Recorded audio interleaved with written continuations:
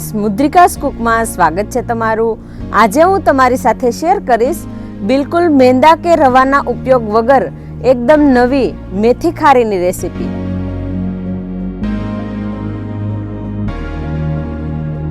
આ ખારીની અંદર આપણે ગુણકારી મેથીનો ટેસ્ટ આપીશું અને ઘઉંના લોટમાંથી અને ઓવન વગર બનાવીશું। અને આ મેથી ખારી ચા સાથે એકદમ ટેસ્ટી લાગે છે। તો ચાલો આ નવા જ સ્વાદમાં મેથી ખારી બનાવવાનું શરૂ કરીએ।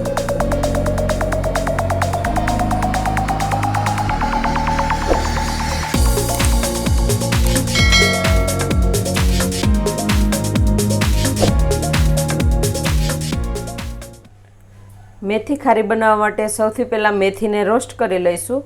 તો તેના માટે મેં અહીંયા એક મોટી ચમચી ઘી લીધું છે। હવે એની અંદર 1 કપ મેથી એડ કરીશું। તો મેં અહીંયા મેથીને ધોઈને સમારી લીધી છે આ રીતે ઝીણી।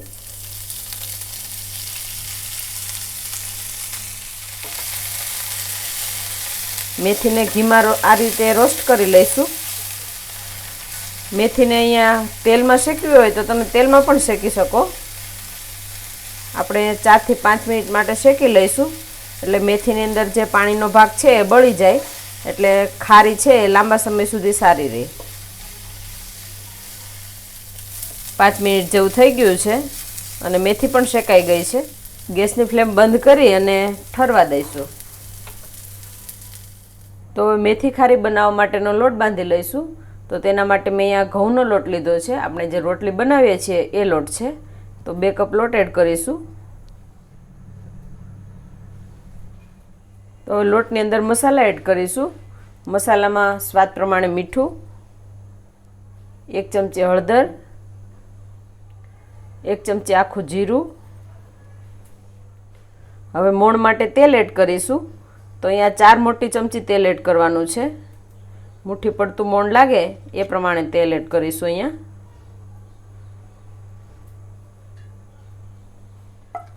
હવે આપણે શેકેલી મેથી છે એ એડ કરીશું। ઘીમાં શેકેલી મેથીનો ટેસ્ટ આની અંદર એકદમ સરસ આવે છે। હવે મિક્સ કરી લઈશું।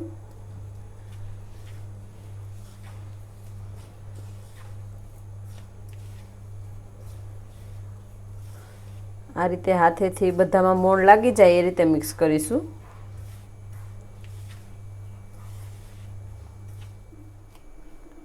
જો તમારે ઘઉંના લોટમાંથી મેથી વગરની ખારી બનાવવી હોય તો નીચે ડિસ્ક્રિપ્શનમાં લિંક આપેલી છે, અને મેંદાના લોટમાંથી બનાવવી હોય તો પણ નીચે ડિસ્ક્રિપ્શનમાં લિંક આપેલી છે।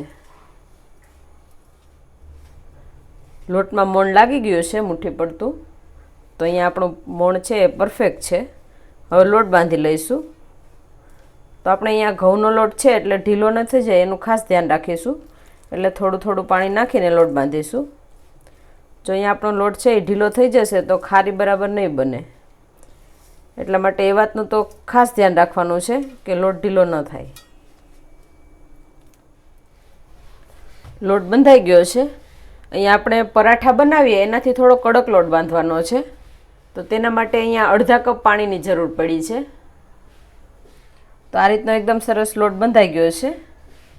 હવે 10 મિનિટ લોટને રેસ્ટ આપીશું। લોટને રેસ્ટ આપેલો છે ત્યાં સુધીમાં આપણે રોટલી પર લગાવવાનું મિક્સર તૈયાર કરી લઈશું। તો તેના માટે મેં અહીંયા ઘી લીધું છે અને કોર્નફ્લોર લીધો છે। તો મેં અહીંયા 1/4 કપ ઘી લીધું છે એ એડ કરીશું। હવે ઘીની અંદર 5 મોટી ચમચી કોર્નફ્લોર એટલે કે મકાઈનો લોટ એડ કરીશું।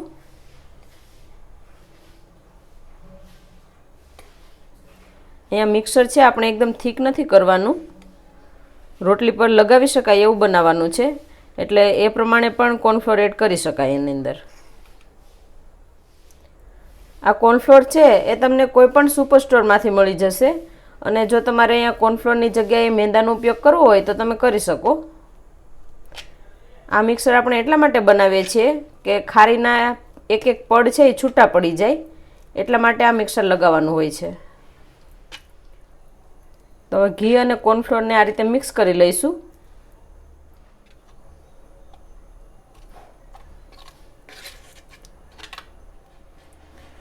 મિક્સર થોડું થીક લાગે છે તો આની અંદર ઘી એડ કરીશું. જો અહીંયા મિક્સર થીક લાગે તો તમે ઘી એડ કરી શકો. ઘીને મિક્સ કરી લઈશું. આપણે રોટલી પર લાગે એ રીતનું મિક્સર બનાવવાનું છે, એટલે એકદમ થીક નથી રાખવાનું. તો હવે આપણું મિક્સર છે એકદમ સરસ તૈયાર થઈ ગયું છે.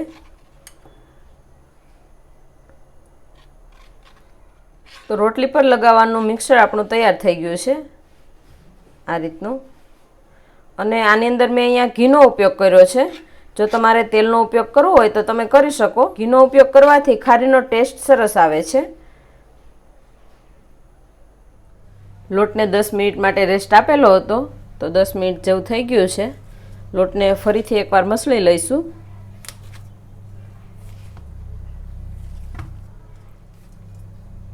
હવે એક લુવો લઈને વણી લઈશું. આ રીતનો એક લુવો લઈશું. જે પ્રમાણે રોટલી બનાવી હોય એ પ્રમાણે લુવો બનાવીશું. અહીંયા તો આપણે અહીંયા થોડી મોટી રોટલી બનાવીશું.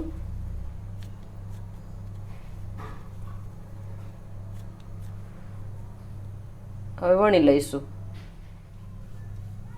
હવે આ રીતે ગોળ કરીને થોડું પ્રેસ કરીને વણી લઈશું. અહીંયા આપણે કઠણ લોટ બાંધેલો છે એટલે કોરા લોટની જરૂર નહીં પડે. આપણે અહીંયા કોરો લોટ નથી લગાવવાનો. અને જો વધારે એવું લાગે કે પાટલીમાં ચોટે છે તો થોડું તેલ લગાવી દેવાનું. હવે રોટલીને વણી લઈશું. અહીંયા રોટલીને આપણે એકદમ પતલી વણવાની છે.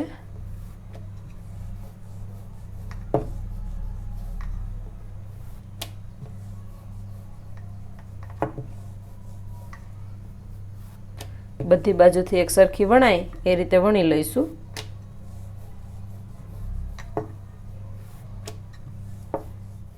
રોટલી વણાઈ ગઈ છે. આ રીતની પતલી વણવાની છે. તો હવે એક રોટલી વણાઈ ગઈ છે. હવે આપણે 4 રોટલી વણવાની છે.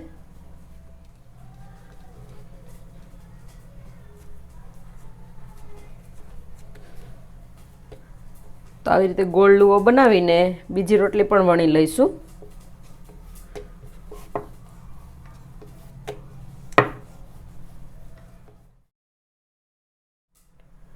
બીજી રોટલી પણ વણાઈ ગઈ છે.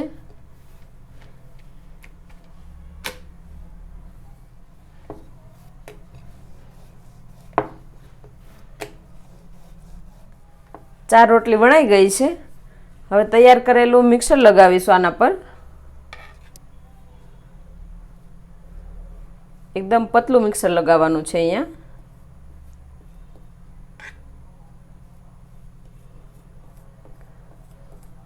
તો રોટલી પર આવી રીતે લગાવી દઈશું.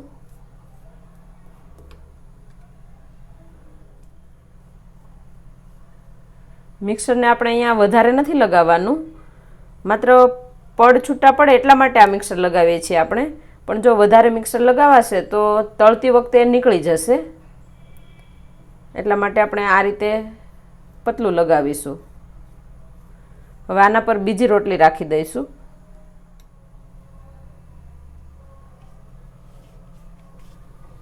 બીજી રોટલી પર પણ આ રીતે લગાવી દઈશું.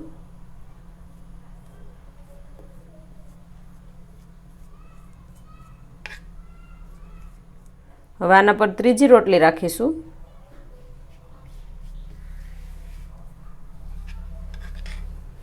એના પર મિક્સર લગાવીશું.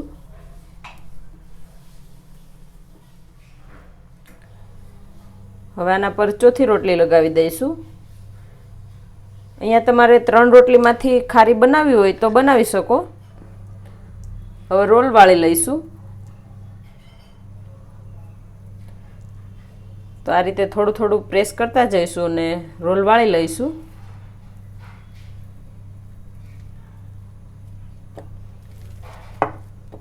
રોલ વળી ગયો છે, થોડું પ્રેસ કરી દઈશું. હવે રોલને કાપી લઈશું.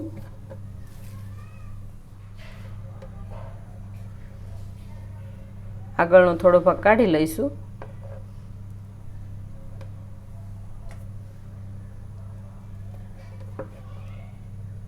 હવે આવી રીતે મીડિયમ સાઇઝના ટુકડા કરીશું આપણે.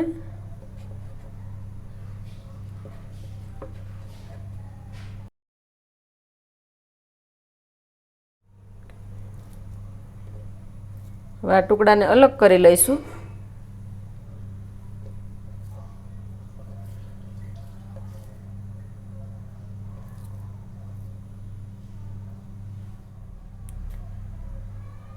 આ રીતના ટુકડા થઈ ગયા છે. હવે વણી લઈશું. આવી રીતે હળવા હાથે વણવાનું છે.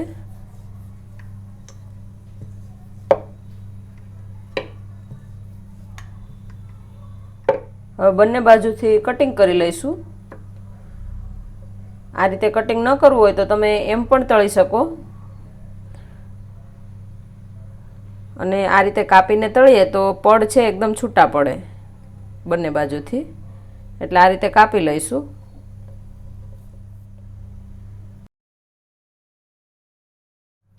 તો આવી રીતે બધી ખારીને વણી લઈએ.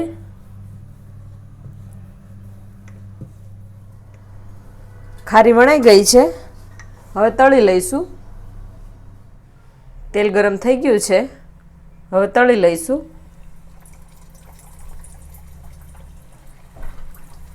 ગેસની ફ્લેમ મીડિયમ રાખીશું. અહીંયા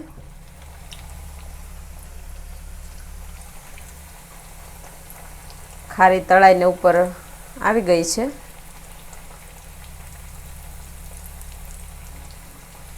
હવે પલટાવી દઈશું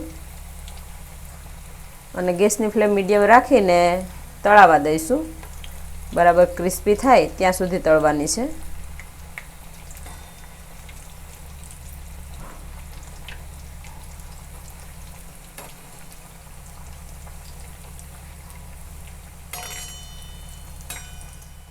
ખારી તળાઈ ગઈ છે. હવે તેલ નિતારીને કાઢી લઈશું. એકદમ સરસ પડ છૂટા પડી ગયા છે અને ક્રિસ્પી પણ થઈ ગઈ છે. હવે કાઢી લઈશું.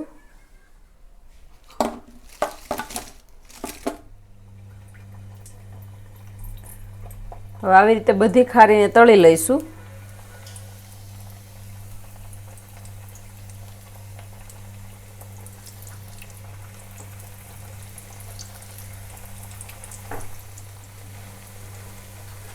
એક બાજુ તળાઈ ગઈ છે, બીજી બાજુ પલટાવી દઈશું.